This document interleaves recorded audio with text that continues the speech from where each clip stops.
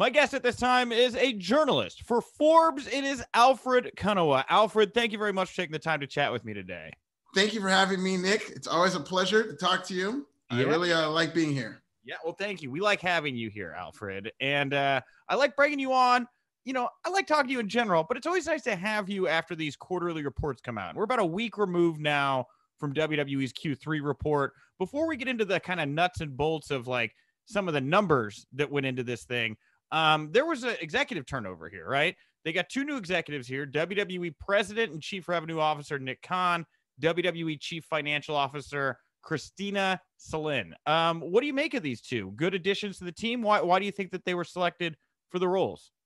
So far, it seems so good. I guess Khan had relations with WWE while they were negotiating the big Fox deal. And he's been kind of somebody who's already made headlines in a short stay of WWE because he seems very bullish that they can negotiate an even better deal than the one that they just negotiated, the historic pair of billion-dollar deals that they negotiated with USA and Fox, which, you know, kind of raised eyebrows. We'll see if he's right about that. But I will say, George Barrios and Michelle Wilson, the two people who they're essentially replacing, were really WWE's MVPs this past few years. So they're going to have a lot of big shoes to fill.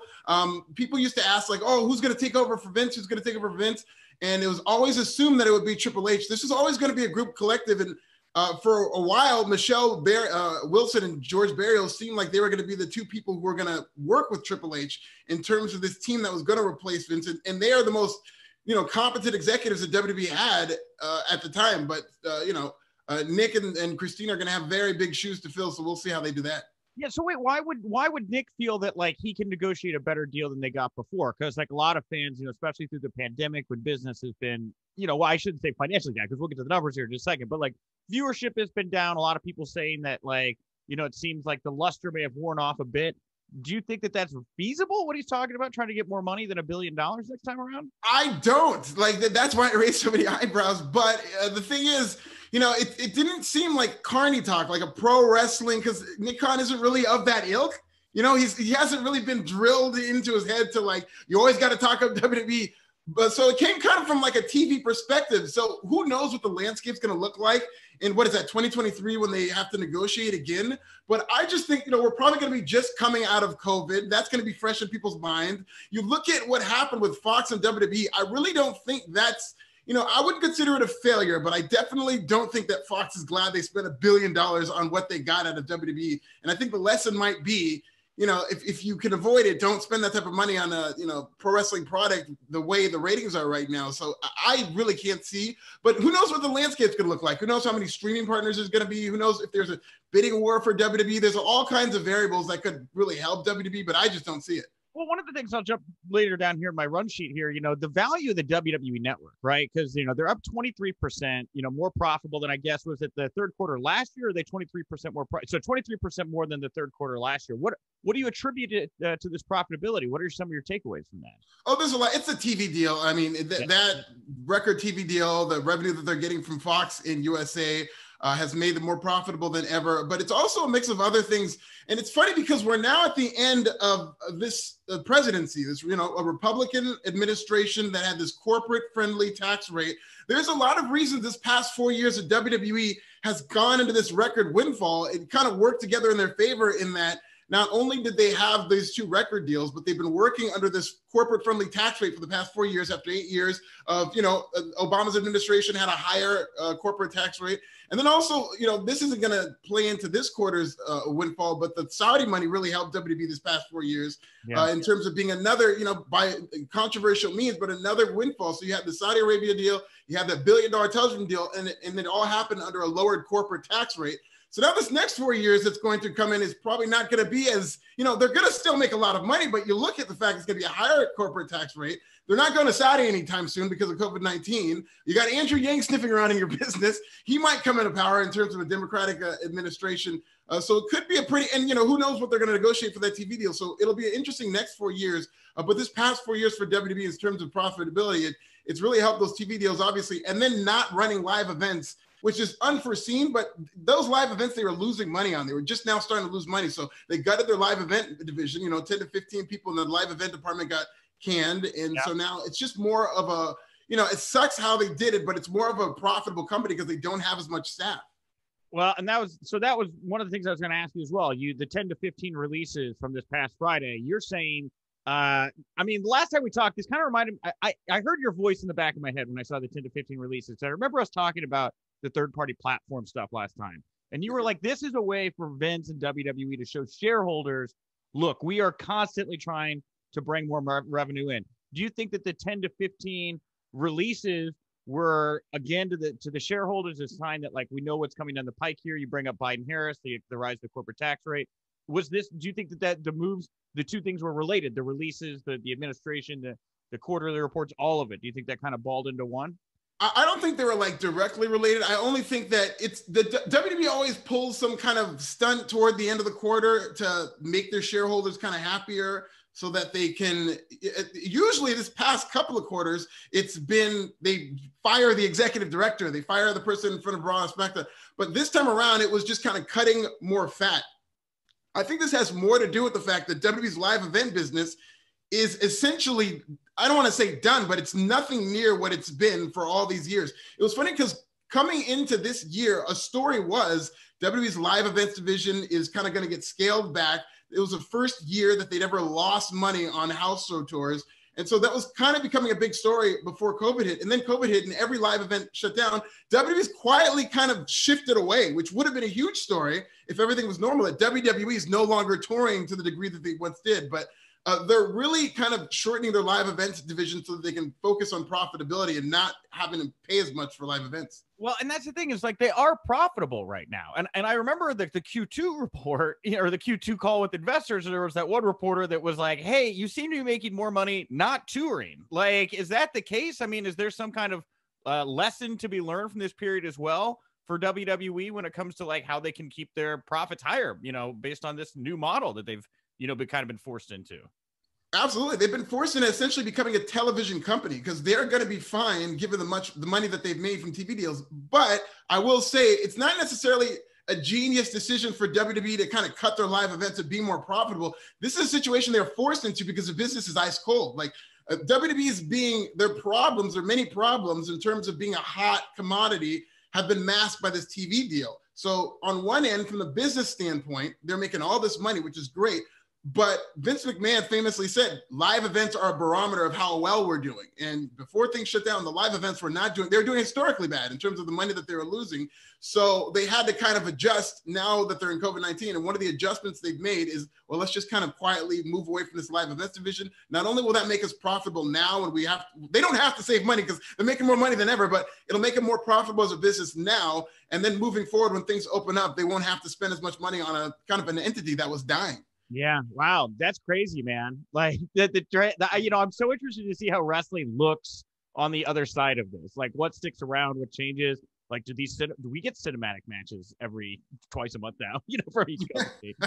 One of the things too, like the evolving status of the WWE Network. Like, how important is this entity to WWE now? Because one of the things that strikes me on Monday nights is now I see them advertising on Peacock. It's like, they're now like, you want WWE, pay for this thing, but you're also paying for this other thing. Like, where do you see the value of the network right now for their company?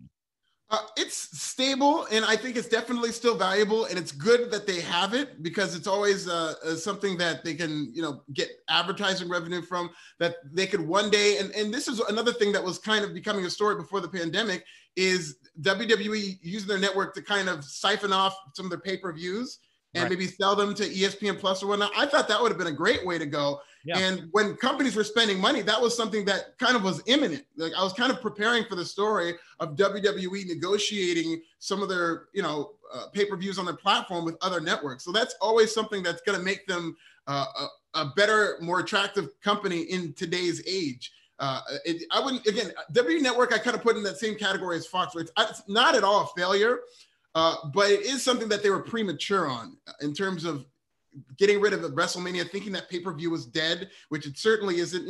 After WWE Network, we had that Conor McGregor fight with Floyd Mayweather that did gangbusters, and Pacquiao and Mayweather. The lesson just is pay-per-view is just as hot as your company is, Yeah, and well, that was kind of one of my questions. So you believe that the pay-per-views being sold off to ESPN or Fox News or something, you think that the money's not there for that right now? We're not going to be seeing that happen, correct? Oh, no, absolutely not now. Companies are going to be very gun shy in terms of spending that type of money, like now in a pandemic. And even coming out of who knows when the next time they're going to spend that type of money. But that is something to consider once things get back to normal, once people start spending the money. I do think long-term WWE Network could really help WWE. But it will be interesting if they start to sell off too many of these pay-per-views and whatnot. That pay-per-view, that's kind of the lifeblood of WWE Network. That's what people, sign up $9.99 for, is because you get those pay-per-views for free. So they have to create that balance. They already got rid of NXT, which is this big entity for WWE Network. So now if they start siphoning off the pay-per-views, WWE Network might be rendered like irrelevant. Well, AEW obviously does the pay-per-view model, right? And it seems to work for them. They do these big cash grabs 4 times a year. I mean, since the stuff was off the table with Fox News or Fox Sports and ESPN, it would sound for the moment. Could you foresee WWE taking, SummerSlam and making that a pay-per-view event and removing it from the network kind of deal? Just to, again, maximize profits right now. Yeah, I mean, I don't know. It'll be weird. It would mean that WWE would kind of have to admit it was wrong in this kind of big philosophical way, which is not something that they're good at. Sure. I don't see them. I do see them offering it as a pay-per-view, but only if they are working with another streaming service, like a DAZN, like an ESPN Plus or whatnot. So I do see them pivoting and working with another service. And then as part of that deal, it is a pay-per-view, kind of like what UFC is doing with ESPN Plus. So I can absolutely see it like that, but I can't see them like scaling back and saying, okay, we're going to take this off the network completely and make this an exclusive pay-per-view. I think it's going to be as part of a working relationship with somebody. Okay, gotcha. Well, talking about pay-per-views, while I have you here, Alfred, I definitely wanted to get your take on what happened this past Saturday night. AEW Full Gear went down. What'd you think of AEW's latest pay-per-view offering? I thought it was amazing. I thought it was just an excellent pay-per-view. I thought it was one match. It was insane that this pay-per-view started with Kenny Omega versus Hangman Adam Page, and then got better from there. Like that was an incredible match. You look at that starting on paper, it's like, oh my God, you're going to start with this show? And they managed to just kind of keep the energy, and it just built to a crescendo, just like a pay-per-view should, to where, by the end of the night, it's like the main event that, people wanted to see. And, I don't think the main event lived up to the level of the rest of the show, but it was still excellent. It was a great story told heading in between Moxley and Eddie Kingston. And I just thought it was I have very few complaints about that pay-per-view. Maybe the deletion match went a little long, but I was entertained throughout. I think it, dragged or whatnot. I just thought it was an excellent pay-per-view. Do you think that the Matt Hardy stuff, is it jiving with AEW? All this stuff bringing in these characters has been an experiment. Are they going to fit the product? That was the one match on that show that really seemed to have fans divided. Everything else, everybody seemed to really kind of go for by and large on that show. Right. Well, I do think it's jiving with AEW, and I think it's perfect for that type of model. And it was actually ahead of its time, because now everybody's doing cinematic matches. Yeah, and that's what Matt Hardy, he's like, I started this gangsta-ish. But these matches were really fun. I think with this one, you could hear, because you're right, it was very polarizing if you go on Twitter or whatnot, but they kept the mic on for the fans. So you heard in the building how fans were reacting to this. And they were reacting very positively. You could hear people pop for Gangrel, or people pop for Hurricane Helms, or these various silly spots they're doing. So I think it's a match made in heaven, Matt Hardy and AEW, because he's going to get the creative freedom to do this type of stuff. Maybe too much so, because again, it went very long, but I do think that it is a match made in heaven, and I think they're doing a good job together. Where do you go with Eddie Kingston from here now? I mean, you've kind of played the main event stuff out with Moxley. What do you think is next for Kingston, or what would you do next with Kingston, I should say? Huge babyface, just and you know what? He's one of those guys that's overachieving for them right now. I think when they sign him, it was probably, as talented as he was probably brought in as okay, this could be kind of a player coach type who, we'll get him in here. He cuts a great promo. He could be a great accessory to this, that, and the other. But this is one of these guys who has just talked his way into main event consideration with John Moxley, at least temporary now. And I think people are going to absolutely love him after this. He's going to be very sympathetic as a babyface who tried to everything. He wanted to win a championship for his mother, and he failed. He had to say, I quit. That's something that's going to eat at him, and people are going to rally around that, because he's got such an everyman appeal, and he cuts such a great promo that if he just keeps going like that as a babyface, he might be in the main event picture and be undeniable in terms of them phasing him out. Yeah, well, this is gonna be a hot Wednesday night on Dynamite, right? Especially coming off that pay-per-view. NXT since Halloween Havoc. Last week they saw, 1 in 3 fans didn't come back after Halloween Havoc. That's just how the numbers played out. What do you think of well, first of all, We've been talking pretty regularly recently, and we've kind of gone back and forth on like the status of NXT. Do you still feel that NXT is in a good, or I mean, do you feel NXT is in a good position? Do you think there should be worry? Do you think they're delivering for USA what they're expecting? What is your take on how NXT is doing right now at the moment?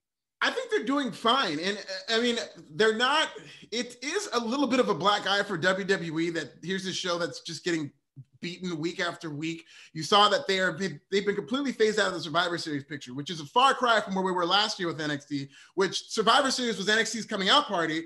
And now here we are. They're nowhere near the card. I think Vince is distancing himself from NXT from that standpoint. But if you look at what they did when they run unopposed on national television, what they're doing like 800,000. When they ran unopposed with AEW, it was the first time in the history of the Wednesday Night Wars that they did 800,000 or more for 4 weeks in a row. This is an entity that clearly can get people interested on a weeknight.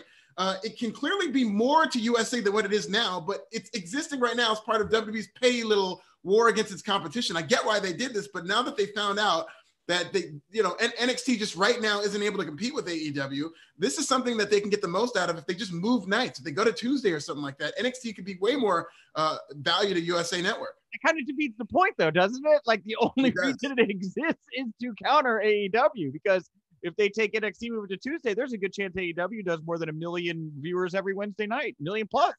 Absolutely. It does defeat and it defeats the purpose for what WWE and USA Network was trying to do, because this was a collaboration between WWE and USA to say, we got to kill AEW. That didn't happen. So now you're either backtrack and you go somewhere else. And like you said, AEW keeps going up, but it's peaks and troughs. Like you never know who's going to come along in NXT and get hot, but in this company, just the way they do their booking, it's not happening anytime soon. So I just think it would be a better idea for WWE to move nights, but I just don't see them doing it. And I kind of like the dynamic of the Wednesday Night Wars. So one more thing about AEW. Did you happen to catch the AEW Games launch announcement yesterday? Yes. I saw most of it, actually. I know it started a little late, but I did see. I thought it was well done. What did they put it together? Yeah. Okay. So yeah, what did you think of the rollout there? They got a console game coming out. They got 2 mobile games coming out. You thought it was an effect? I mean, because it seems to be pretty mixed from what I'm hearing from fans right now about what the expectations were going into that and like what was actually delivered when it came time for the AEW games to roll out.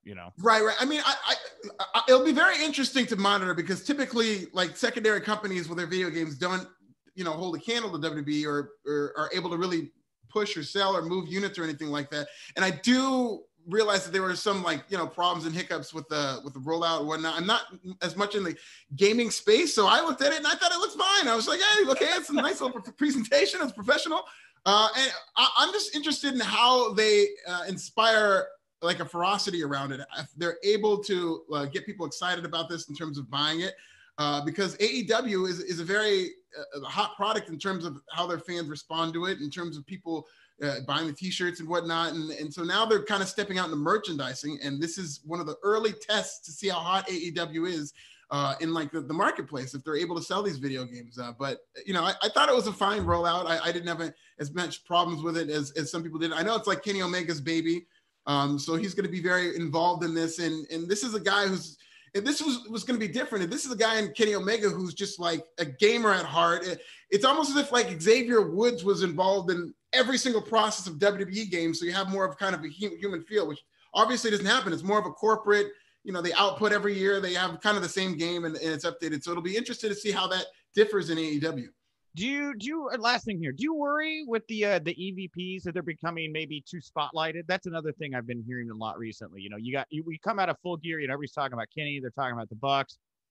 Cody did, drop the title to Darby there, but again, Cody's story. Really, Eddie Kingston's the only one that outside of the EVP circle, I feel, has really grabbed people right now. Even, Orange Cassidy seems to have faded away a bit into the back. Do you see an issue there with the EVPs taking more spotlight or no?